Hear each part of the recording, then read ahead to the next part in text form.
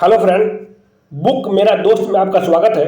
Friend, अगर आप किसी भी गवर्नमेंट एग्जाम की तैयारी करते हैं तो ये वीडियो आपके लिए बहुत ही उपयोगी साबित होगा। ठीक है फ्रेंड, तो अंत तक मेरे साथ इस वीडियो में आप लोग बने रहिए। फ्रेंड, आज का अपना पहला क्वेश्चन है, सुंदरलाल बहुगुणा का संबंध किस आंदोलन से है। तो फ्रेंड, ये बहुत ही बीबीआई क्वेश्चन है, बहुत बार एग्जामों में आ गया है फ्रेंड, तो आपको हमेशा याद रखना है। ऑप्शन है, ए है चिपको आंदोलन, बी है नर्मदा बचाओ आंदोलन, सी है चिल्का बचाओ आंदोलन और डी है उपयुक्त सभी। तो फ्रेंड, इसका राइट आंसर हो जाएगा ऑप्शन नंबर ए हो जाएगा। ये चिपको आंदोलन से सुंदरलाल बहुगुणा का संबंध चिपको आंदोलन से है। आपको हमेशा याद रखना है फ्रेंड, बहुत ही बीबीआई क्वेश्चन है। फ्रेंड, अगर ये पूछे कि चिपको आंदोलन किससे संबंधित है तो फ्रेंड आपको याद रखना है, ये चिपको आंदोलन है, ये पर्यावरण से संबंधित है। पेड़ों की कटाई के रोकथाम के लिए ये चिपको आंदोलन चलाया गया था फ्रेंड, आपको याद रखना है। ठीक है फ्रेंड, क्लियर। चलिए फ्रेंड, क्वेश्चन नंबर 2 है, संयुक्त राज्य अमेरिका के पहले राष्ट्रपति कौन थे। तो फ्रेंड, बहुत ही बीबीआई क्वेश्चन है ये भी। तो आपका ऑप्शन आपके सामने है, ए है बराक ओबामा, बी है जॉर्ज वाशिंगटन और सी है जॉन एडम और डी है थॉमस जेफरसन। तो चलिए फ्रेंड, इसका राइट आंसर हम लोग देख लेते हैं। फ्रेंड, इसका राइट आंसर हो जाएगा ऑप्शन नंबर बी। ये जॉर्ज वाशिंगटन थे, ये अमेरिका के पहले राष्ट्रपति थे फ्रेंड, आपको हमेशा याद रखना है। और फ्रेंड, ये अभी आप जानते हैं, अभी के जो प्रेजेंट टाइम में जो अमेरिका के राष्ट्रपति हैं वो है जो बाइडेन है, जो अभी के प्रेजेंट टाइम में अमेरिका के राष्ट्रपति हैं और ये 46वें नंबर राष्ट्रपति हैं जॉन बाइडेन, आपको ये भी याद रखना है। ठीक है फ्रेंड, क्लियर। उम्मीद है आपको समझ में आ गया होगा। चलिए फ्रेंड, क्वेश्चन नंबर 3 है, किस देश का राष्ट्रीय चिन्ह कंगारू है। ऑप्शन आपके सामने है, ए है दक्षिण अफ्रीका का, बी है ऑस्ट्रेलिया का, सी है थाईलैंड का और डी है संयुक्त राज्य अमेरिका का। तो चलिए फ्रेंड्स, इसका राइट आंसर देखते हैं। तो फ्रेंड्स, इसका राइट आंसर हो जाएगा ऑप्शन नंबर बी हो जाएगा। ये ऑस्ट्रेलिया का राष्ट्रीय चिन्ह कंगारू है, आपको याद रखना है। और फ्रेंड, ये थाईलैंड है, ये थाईलैंड देश की राजधानी बैंकॉक जो है, ये थाईलैंड देश की राजधानी है और यहाँ पे सबसे सस्ता सोना यहीं पे मिलता है, बैंकॉक की राजधानी थाईलैंड में। और सर फ्रेंड, थाईलैंड की राजधानी बैंकॉक में सबसे सस्ता सोना मिलता है, आपको ये भी याद रखना है। ठीक है फ्रेंड, क्लियर। चलिए फ्रेंड, क्वेश्चन नंबर 4 देखते हैं। बहुत बीबीआई क्वेश्चन है फ्रेंड, इस पर स्टार मार्क लगा लीजिए, बहुत बार एग्जामों में आया फ्रेंड, आपको इस पर विशेष ध्यान देना है। ठीक है फ्रेंड। क्वेश्चन नंबर 4 है, जर्मनी के एकीकरण का श्रेय किसे दिया जाता है। ऑप्शन आपके सामने, ए है नेपोलियन, बी है हिटलर, सी है बिस्मार्क और डी है इसमें से कोई नहीं। तो फ्रेंड, इसका राइट आंसर हो जाएगा ऑप्शन नंबर सी हो जाएगा। जर्मनी का एकीकरण का श्रेय ये बिस्मार्क को दिया जाता है, ऑप्शन नंबर सी इसका राइट आंसर हो जाएगा, आपको याद रखना है। और फ्रेंड, ये हिटलर था, आप जानते हैं एग्जाम में पूछता है हिटलर कौन था। तो फ्रेंड, ये जर्मनी देश का तानाशाह था, ये हिटलर जो जर्मनी देश का तानाशाह था, आपको याद रखना है। और फ्रेंड, ये नेपोलियन है, ये फ्रांस देश का बादशाह था, आपको ये भी याद रखना है। ठीक है फ्रेंड, क्लियर। फ्रेंड, ये वीडियो अच्छा लग रहा हो तो फ्रेंड अपने दोस्तों के साथ जरूर शेयर कर दीजिएगा। ठीक है फ्रेंड। चलिए फ्रेंड, क्वेश्चन नंबर 5 है, ईस्ट इंडिया कंपनी को सूरत में कंपनी का पहला कारखाना लगने की इजाज़त किस मुगल बादशाह ने दी थी। तो फ्रेंड, ऑप्शन आपका ए है जहांगीर, बी है औरंगजेब, सी है बहादुर शाह द्वितीय और डी है शाहजहां। तो फ्रेंड, इसका राइट आंसर हो जाएगा ऑप्शन नंबर ए हो जाएगा, ये जहांगीर ने दी थी इजाज़त। ठीक है, आपको हमेशा याद रखना है, ऑप्शन नंबर ए इसका राइट आंसर हो जाएगा। और फ्रेंड, ये इसके साथ एक क्वेश्चन है कि सबसे पहला कारखाना कहाँ लगा था, आपको हमेशा याद रखना है, ये सूरत में, सबसे पहला कारखाना सूरत में लगा था, आपको याद रखना है फ्रेंड। और फ्रेंड, ये कब लगा था, तो ये 1613 में सबसे पहला कारखाना 1613 में लगा था, याद रखना है, और ये सूरत में लगा था। ठीक है फ्रेंड, और उस समय किसका शासन था फ्रेंड, ये जहांगीर का शासन था। ठीक है फ्रेंड, क्लियर। ये तीनों पॉइंट आपको हमेशा याद रखने हैं फ्रेंड। वीडियो अच्छा लग रहा हो तो फ्रेंड लाइक जरूर कर दीजिएगा और चैनल को सब्सक्राइब करके बेल आइकन घंटी के निशान को जरूर दबा दीजिएगा। ठीक है फ्रेंड, क्लियर। चलिए क्वेश्चन नंबर 6 है फ्रेंड, निम्नलिखित में से भारत का कौन सा क्षेत्र पुर्तगालियों का प्रथम व्यापार केंद्र था। तो फ्रेंड, ऑप्शन आपके सामने है। तो फ्रेंड, आपको ए है सूरत, बी है दिल्ली, सी है गोवा और डी है बंगाल। तो फ्रेंड, इसका राइट आंसर हो जाएगा ऑप्शन नंबर सी हो जाएगा, ये गोवा जो था ये पुर्तगालियों का प्रथम व्यापार केंद्र था, आपको याद रखना है।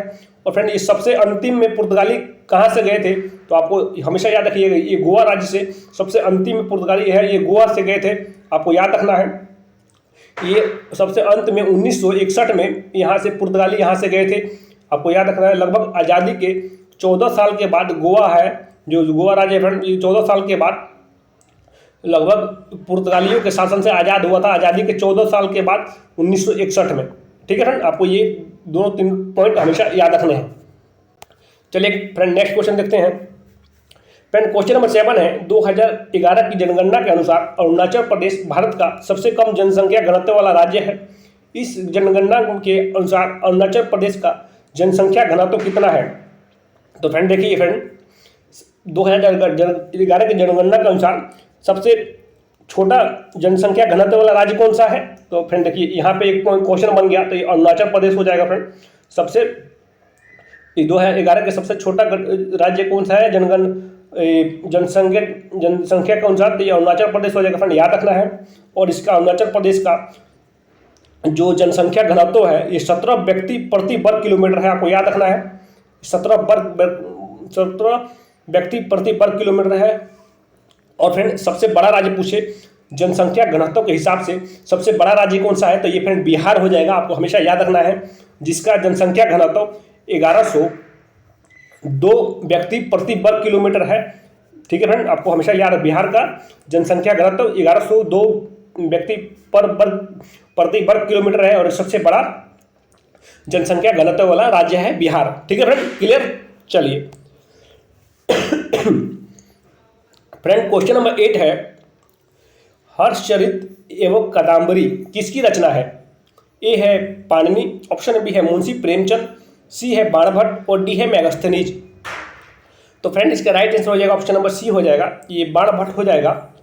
ये हर्षचरित एवं कादम्बरी किसकी रचना है? तो ये बाणभट्ट की रचना है, आपको हमेशा याद रखना है। और फ्रेंड ये बाणभट्ट किसके राज्य में दरबारी कवि थे? तो फ्रेंड आपको याद रखना है, हर्षचरित से हर्षवर्धन के ये दरबारी कवि थे बाणभट्ट, आपको ये भी याद रखना है, बहुत बीबीआई क्वेश्चन है फ्रेंड। और फ्रेंड ये देखिए मुंशी प्रेमचंद है, इनका एक बहुत ही इंपॉर्टेंट क्वेश्चन बहुत बार एग्जामों में आया है कि पूस की रात की कहानी के लेखक कौन थे? तो आपको हमेशा याद रखना है फ्रेंड, ये मुंशी चंद्र थे, ये पूस की कहानी के लेखक हैं। और फ्रेंड ये मैगस्थनीज है, इसने इंडिका नामक बुक किसने लिखी है? तो ये मैगस्थनीज ने इंडिका नामक बुक लिखी है फ्रेंड, आपको ये भी याद रखना है। ठीक है फ्रेंड, क्लियर? चलिए अब नेक्स्ट क्वेश्चन देखते हैं फ्रेंड। क्वेश्चन नंबर 9 है फ्रेंड, पेंसिल की लीड किस तत्व की बनी होती है? तो फ्रेंड ऑप्शन ए है सिलिकॉन, ऑप्शन बी है ग्रेफाइट, ऑप्शन सी है हीरा, ऑप्शन डी है एल्युमिनियम। तो फ्रेंड इसका राइट आंसर हो जाएगा ऑप्शन नंबर बी हो जाएगा, ये ग्रेफाइट की बनी होती है। ऑप्शन नंबर बी इसका राइट आंसर हो जाएगा, आपको हमेशा याद रखना है। ठीक है फ्रेंड, क्वेश्चन नंबर 10 है और अंतिम क्वेश्चन है कि किस मच्छर के काटने से फलेरिया जो होता है, फलेरिया रोग होता है, वो किस मच्छर के काटने से होता है, ये पूछ रहा है फ्रेंड। तो आपका ऑप्शन ए है मादा क्यूलेक्स मच्छर, ऑप्शन बी है एडिज मच्छर, ऑप्शन सी है मादा एनफिलीज मच्छर या ऑप्शन डी है क्यूलेक्स मच्छर। तो इसका राइट आंसर आपको बताना है फ्रेंड। तो चलिए फ्रेंड इसका राइट आंसर देख लेते हैं। तो फ्रेंड इसका right answer option number A हो जाएगा, जो ये फलेरिया रोग है फ्रेंड ये मादा क्यूलेक्स मच्छर के काटने से होता है, आपको हमेशा याद रखना है फ्रेंड। इसमें देख लेना ये मादा क्यूलेक्स मच्छर, ठीक है, मादा क्यूलेक्स के मच्छर के काटने से ही फलेरिया होता है, आपको याद रखना है फ्रेंड। और फ्रेंड ये एंडीज मच्छर है, इसको काटने से डेंगू रोग एंडीज मच्छर के काटने से होता है फ्रेंड। ऑप्शन नंबर बी हो जाएगा, डेंगू रोग किसके कारण होता है? तो ये एंडीज मच्छर के काटने से डेंगू होता है। और फ्रेंड ये ऑप्शन सी है मादा एनफिलीज मच्छर, तो फ्रेंड ये मादा एनफिलीज मच्छर के काटने से मलेरिया होता है। ठीक है फ्रेंड, आपको याद रखने हैं, ये तीनों पॉइंट है फ्रेंड, बहुत ही इंपॉर्टेंट है। एक बार आप इसको नोटबुक पर लिख लीजिए, आपके लिए बहुत उपयोगी साबित होंगे, आपको हमेशा दिमाग में लिख लीजिएगा तो हमको आप हमेशा याद रहेगा आपको। ठीक है फ्रेंड, और फ्रेंड ये आमतौर पर जो हमारे घरों में सबसे ज़्यादा कौन से मच्छर पाए जाते हैं?